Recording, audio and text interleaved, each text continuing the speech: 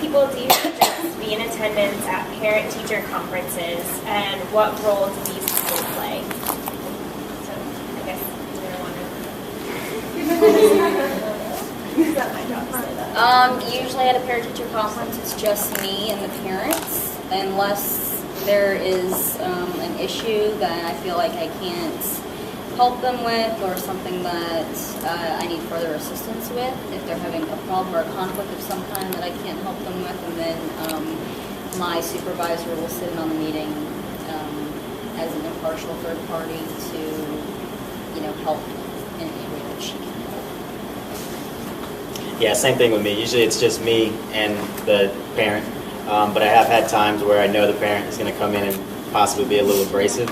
So I might ask my co-teacher to come to make sure, everything stays calm and collected during the meeting. I've also had the principal sit in meetings before. It depends on what the meeting is about, but usually if it's just a regular parent-teacher conference to inform the parent, it's just me and the parent. Do you ever feel like the student should be there too? I would prefer the student to be there most of the time, unless there's something about retention or anything like that. I don't mind the student being there because it's basically about them. So, but there's times where, the parent might not stay calm, so the student might not be there for that.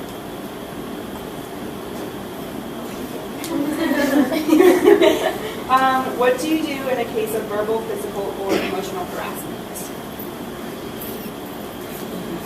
I think that if the harassment is happening and it happens to be between two adults, whether it be staff members or a parent-staff type of situation, I think that the problem needs to be brought to the supervisor, where she will assess the situation. I think that verbal warning probably would happen first, and then if the problem escalates, then it would have to be taken to our board. We work at a church, faith-based preschool, where we have a board of directors, so to speak, who kind of make a lot of decisions for the outcome of the preschool. So if it's something the director can't handle, but if it's a child involved, we are obligated under law to contact the Department of Children and Families, where they will conduct their own investigation. We all have to sign and fill out paperwork when we first start working, and every year after that, if we see any kind of abuse at all, whether it be verbal or physical, or a child is involved, then we have to contact the Department of Children and Families. Yeah, same thing. I had a student last year who came in and said there was things going on at home, so immediately I contacted the guidance counselor, and from there we took it up to DCF, and they'll take over from there. If it's about a parent, I also had an incident last year. A parent wasn't happy with the outcome of the end of the year grades, so she got a little verbal, and I remained calm, but the principal basically just told me to leave the room and go back to my classroom, and then the parents were just asked to leave the school, but just stay calm. That's about it. So how do you discuss retention with a parent? We can't retain in preschool, but we're not allowed to do that. But if I feel that a child is not meeting the requirements for the standards that they need to be meeting, it's definitely a meeting that we have with them.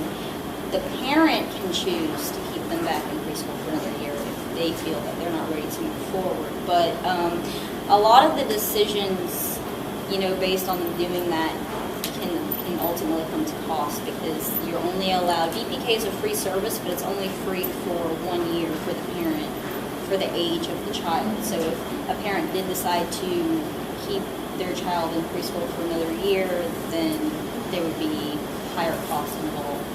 So that kind of, it weighs in on the factors. I'd say tread carefully. Know your parent. But also, I'd say the biggest thing for that is data. Make sure you have your data in order. I know last year, it was my first year teaching last year, so I wasn't, up to par with where I am this year. But there was some issues with retention, so the parents basically got their way and were able to move the students on. This year, I understand more about keeping that data. So when I come and I go to my meetings and I show the parents, I say this is where your student is, this is where they should be. Retention could be a possibility. Most parents, I'd say 95% of parents don't want to hear that. I'd say actually 100% of parents don't want to hear that. But it is a reality, and it is good for some students. I have a student I retained last year, and this year he's doing amazing. So it does help sometimes. But just make sure you have your data.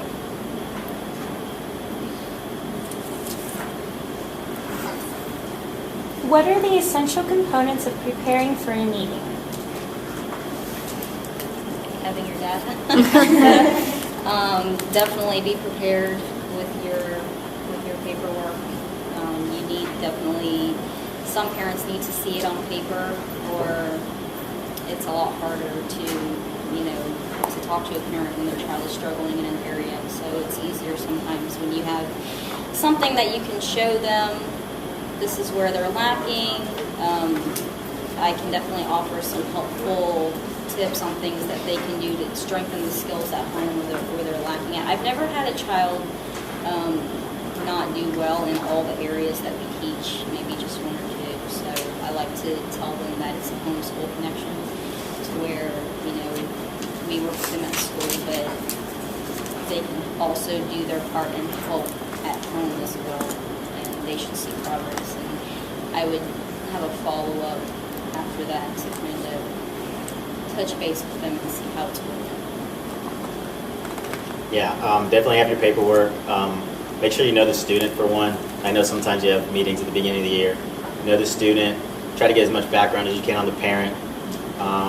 And then I have one more. If you have any suggestions, like if you have any negative things to say, make sure you have a way to help the student improve. Like if it's just doing something extra at home or anything like that, make sure you don't go in and just tell the parent a bunch of negative things, because parents definitely don't want to hear that. Always give them a suggestion and let them know what you're doing in the classroom as well. Sorry. All right. Do you have any innovative ways to meet up with parents if they're unable to attend traditional meetings, community events? Are there laws about this? So, like, if a parent can't come to a traditional meeting, would you meet them at, like, Starbucks or something? Or, like... I'm not sure if there's a law about it, honestly, but I have a parent this year who basically has no transportation, very low poverty household. So I did actually have to go meet her at a Subway, especially because I really needed to talk to her because I had concerns about the student. So, I took that time out. It wasn't that far.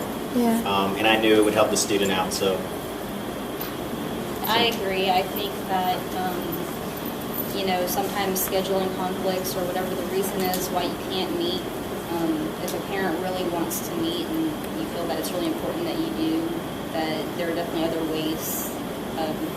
I have a class email, sometimes just, being able to email each other back and forth concerns that we have, or telephone call at your convenience or something like that to make it easier. I try to be flexible for my parents so that I can do that. I usually come back after work to kind of see them on their schedule. Maybe during pickup I can, talk to you a few minutes here and there and see if that helps. If it's not something too detailed. But yeah, we can try to be flexible. What happens when parents have cultural biases towards you or other staff members? I haven't had an issue where I've actually seen this. I think if the problem is more of a personality flaw, like I don't like the way your teaching style might not be good for the way that my child learns, can be a little bit easier to help. Maybe we can offer a teacher switch or something if it's something like that. But if it's more of a cultural thing, you don't like the color of my skin, or if it's more of a superficial reason, we work at a church preschool where we kind of teach the kids to love everyone. So I think that if someone came into our facility with pre-prejudices, then it probably wouldn't be the best place for them to be. Yeah, I haven't experienced that firsthand myself. I do, like I said, I teach an inclusive classroom, so I have ESE students in there with the gen ed kids. The only thing I have had is once in a while a parent won't be happy about that arrangement, and they might bring it up in certain ways. I try my best to explain what we do in that class and that we have so much support because we do have co-teachers, paraprofessionals in there. There's a lot of extra support that we can provide students, even if they're not ESE. That's about the only issue. I haven't had any cultural issues yet. How do you record communication with parents? Do you print, file it, or is it entirely electronic based? Ours is still the old school filing system. We don't really tend to have a lot of logged in communication from the parents in the school unless it has to do with their child and an accident happening or a disciplinary action happening where the child's concerned, but we don't really log parent communication. If it's a parent-teacher conference, at our school, every grade team has a different form you fill out for the conferences. So I make sure I copy that for myself, copy it for whoever needs it at the school, and I always send one home for the parent also. But I always keep a track of that. If I send a note home, sometimes I'll write on a carbon copy paper. That way I have the copy that says, I did send this home, even if you didn't get it. So that's about it, really. What happens when parents refuse an IEP or other recommendations, or that their child may have a learning disability? Well, if we feel that there is an issue where the child is lacking in some area that we can't really help, we usually contact the Early Learning Coalition. And the Early Learning Coalition, the parent has to agree. We'll come out and make a formal assessment for the child, and we'll offer the parent a treatment plan, but it's ultimately up to the parents whether or not they want to accept it and go with that. Yeah, same thing. It's up to the parents. Last year I scheduled EPTs throughout the year with a parent that never showed up. So if they don't come to the EPT, you can't, assess the child, and you can't get them staffed if they are ESE. So it's up to the parent whether they show or not. I would just say be persistent, make phone calls, go to the house if you have to. Do you think that there's enough support you can give to those children whose parents won't have them tested? Like, do you think that you can still offer them proper instruction even if the parents are refusing to get them at a formal IEP? Or You can offer them proper instruction, but if the student needs an accommodation, you can't do that. On a test and stuff. Like now I've got students who I feel like need to go through the process, and some of them are going through the process, but as of now I can't offer them any accommodations on their test, extra time. Oh, that was just my question. You wouldn't be able to give them something easier if you knew. No, because that's an accommodation or a modification that we can't do. If we did that, that's against the law, so I can't have that. What are your personal policies on parents volunteering in the classroom? I like volunteers. I think that every parent usually has something that they can offer, whether it be a cultural difference. I have a parent who's, she teaches Chinese, and she's very proud when Chinese New Year comes, and she wants to come and, give the kids a whole big lesson, and, things like that. Things like that are they're really helpful sometimes because they can offer things in areas where I might not know so much, where I might be lacking. So it's a really good learning experience for the kids. The only issue that I would have, I tell the parents that if they want to volunteer, that they can definitely do projects and that they can definitely be involved with the kids, but there's no disciplinary actions that they're allowed to take that's all having to do with the staff, teachers in the room. They all have to go through a level 2 background check to be able to volunteer anyways. But Also, if they're having a problem being able to volunteer with their particular child in the room, whether it's just not working out, they can still volunteer in another classroom, maybe not. At my school, it's pretty nice. They actually have a Google Doc set up for all the parent volunteers, so you can check real quick if a parent is allowed to volunteer at the school or not. I actually had a mom at the beginning of this year. She was very adamant about being involved in my classroom, and I'm a little bit of the opposite. I don't necessarily like people in my classroom all the time, so it took me a really long time to actually allow her to come in. But once I did, it was actually really nice. She was able to do like my fluencies that I might not have had time for during the week, so she could do like simple things like that. Even having them laminate stuff, cut stuff out for you. Some parents just love doing that, so have at it. That's less stuff I have to do on the weekend. But yeah, and just like know your parent, because some parents will try to be in there 24/7, and I mean for me, I don't need all that. So. One of our teachers, I think why that question came up is because she said that she personally didn't like volunteers in her classroom for confidentiality reasons. Like certain parents would be able to tell, like, I don't know, like who's getting lower grades or who's in the lower ability groupings or things like that. So do you think that might be an issue, like parents being able to kind of just watch and determine like who's in what group and what kids are behind? It could. Like I teach in a small community right outside of Gainesville, so I mean everybody there knows everybody. Right. So it's easy for a parent to come in and say, oh, you know, this happened today or that happened yesterday. So yeah, you kind of got to be careful with that. But as long as you're not doing anything wrong, Right. there shouldn't be anything to worry about. I agree. I think knowing your parents and their personalities will probably prepare you for that type of parent that might come in and I'm sorry, but we don't need volunteering. Yeah. I will say too, make sure, you know, I know some people are very standoffish. They don't want to, you know, say, hey, I don't need you today or anything, but make sure, you know, if there's a parent you don't want there, say, I don't need you today, like she said, because if not, they'll be all in your business.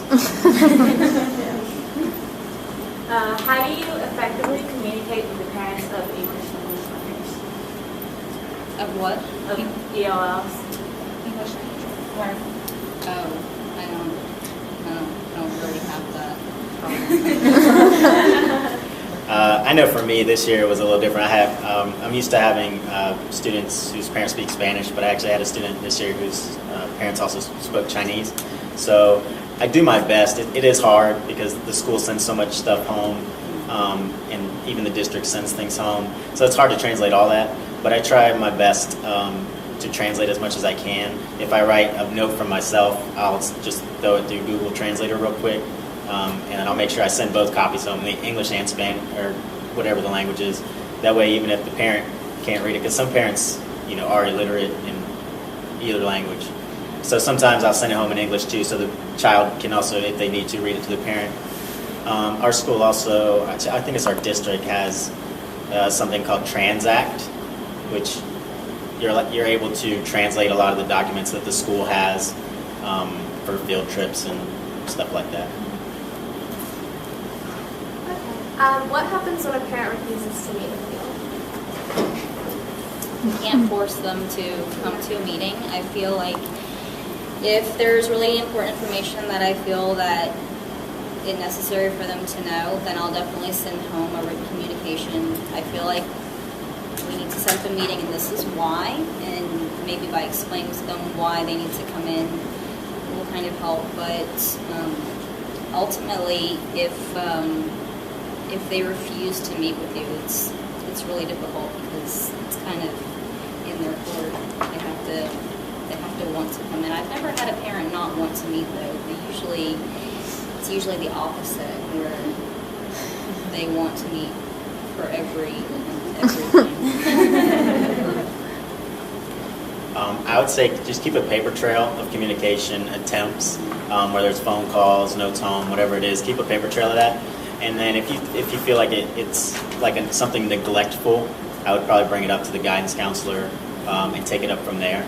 Because there's ways that you can, people can go out to their house. The guidance counselor can go there. honestly, if you need to go there, I mean, of course, make sure you call ahead and say, is it okay if I come to your house? For some parents it is, especially like ELL parents, they don't like to come because they know they're not going to be able to communicate well. So, you know, make sure you let them know if you have someone who can translate, because that makes it a lot easier for them. And they're a lot more willing to come if you have a translator. But if, like, you know, she said, there are some parents who just, they don't want to come, so just keep trying. How do you tell parents that their child isn't meeting the standards? I would probably first explain to them exactly what BPK looks for in the standards. I do 3 assessments a year, one when they come in, one mid-year, and then one at the end of the year. A lot of times in the beginning of the year is when I get the most upset because they're new into the classroom, so they're kind of concerned if they're not hitting every single thing in the way that they think they should. But we have the assessments, and we bring the paperwork, the graphing to show if they're meeting, exceeding, or if they're just below standards. If they're below the standards, I like to. The meeting is very necessary. We need to tell them, you know, what area they're lacking in and what we can do to help them strengthen that area.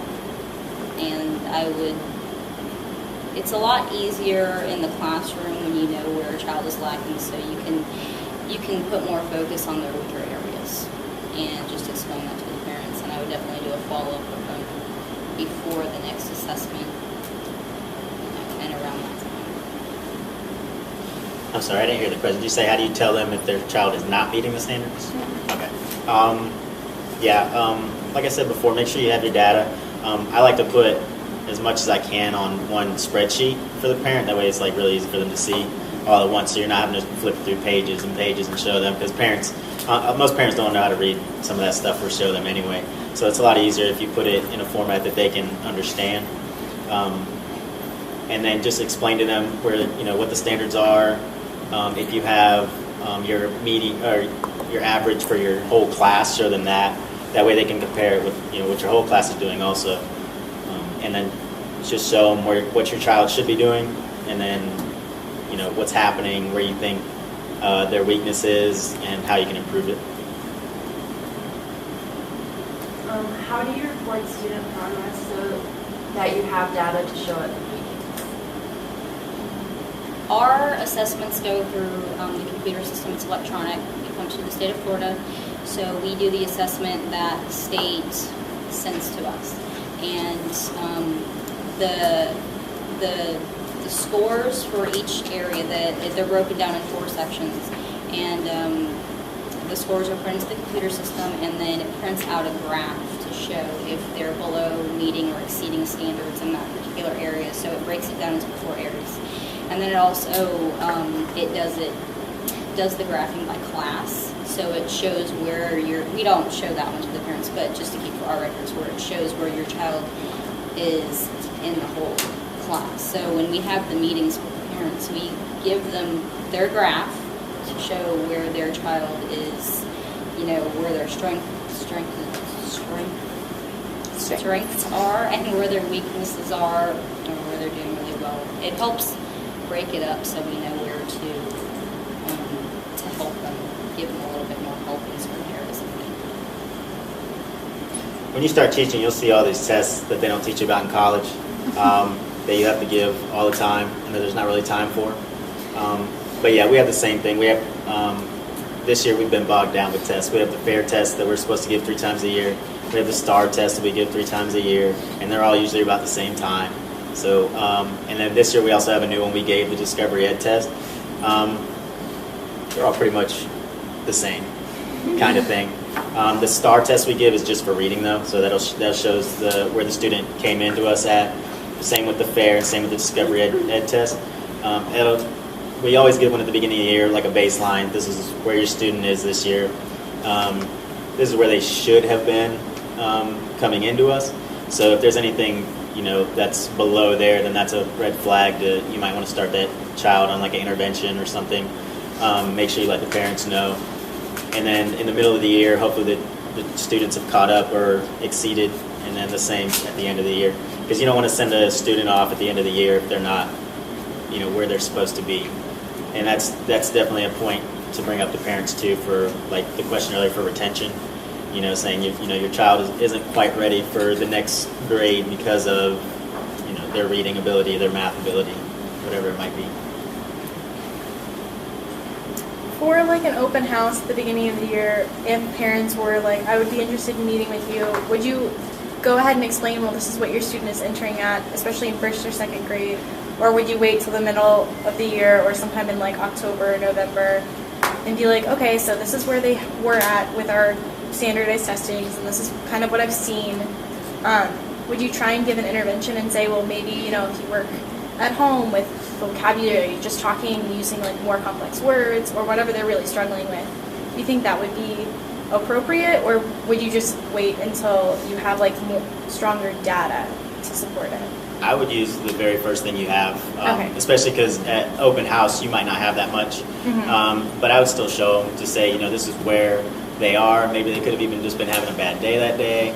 And then that way, in the middle of the year, you can say, okay, this is what I showed you before. This is where they started. This is where they are now. They've either, made the growth that they're supposed to, or they haven't. So I would definitely share it with them.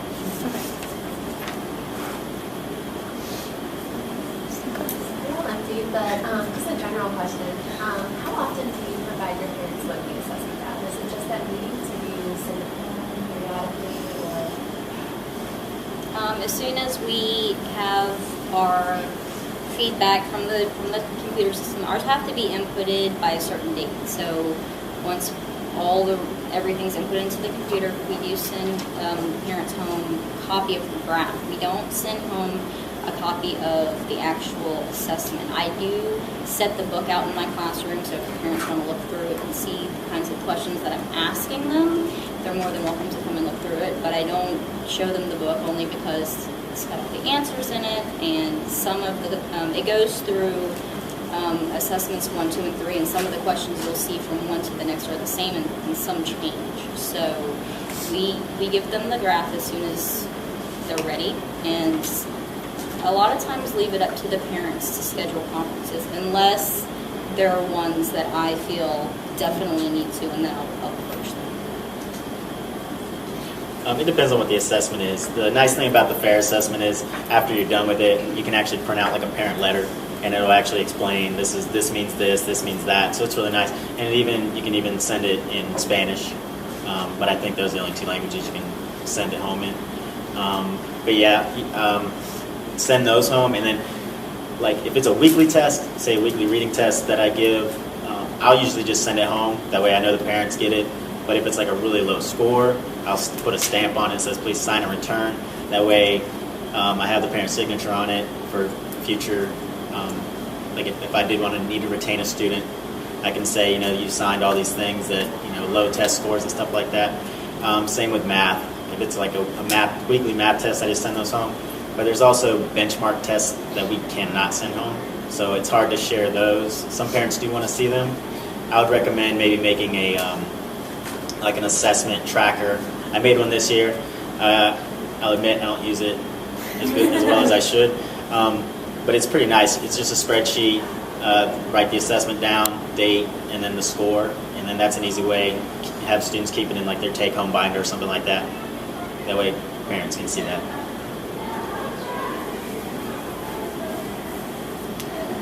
All right, does anyone else have any important questions that you would like to ask our students? I just have one question. You had mentioned the EPT. What is that exactly? EPT is educational planning team. So you have to have so many throughout the year before you can, if a student needs ESE evaluation, you need so many of those throughout the year before they can go through the evaluation. But it's also just a way to get the parents involved. And there's actually quite a few people involved in the EPT. So we would all meet. I just had one recently.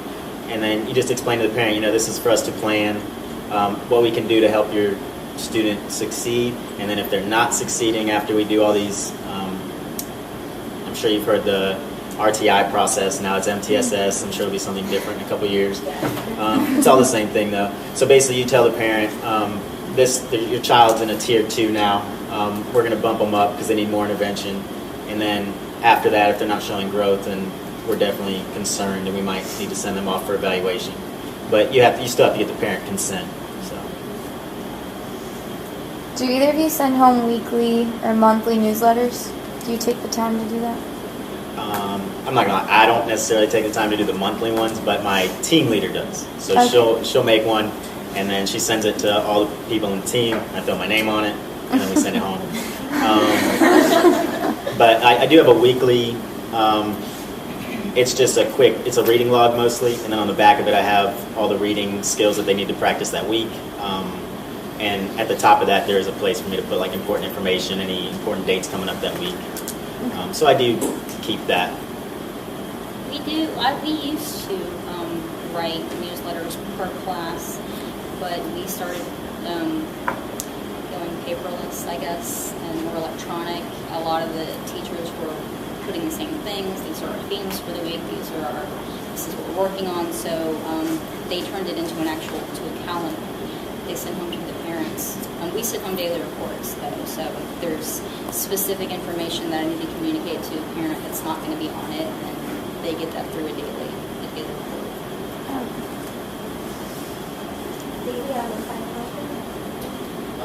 My question was just, how do you guys go about giving students the resources they need when parents aren't really involved?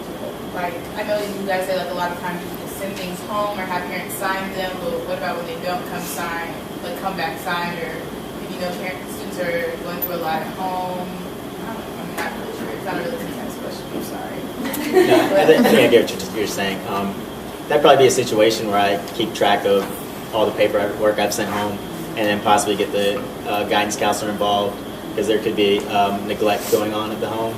So, I mean, that's something to look into. But like I said, it's all about the students. So, I mean, you just got to push the parents hard. I mean, they're not going to like it, but if you push hard enough, they're going to get the hint that they need to start communicating. It's unfortunate, but sometimes when it comes to things like that, we can give them so much information, but the ball's in their court just to take the measures that we need to take to get outside help for them. And I will too. I have students who definitely come from homes that I know the parents aren't as involved as they should be. So if I need to, I will maybe get some resources for them to take home and let them know this is for you. You need to practice these at home. Also, like I said, I have a reading log that students are supposed to do every night. And I told my students at the beginning of the year, look, I know mom and dad are busy. If they're too busy to sign this, I said, then you write it in. Write your book in that you read. I was like, I'll take that. So some students do it, some don't.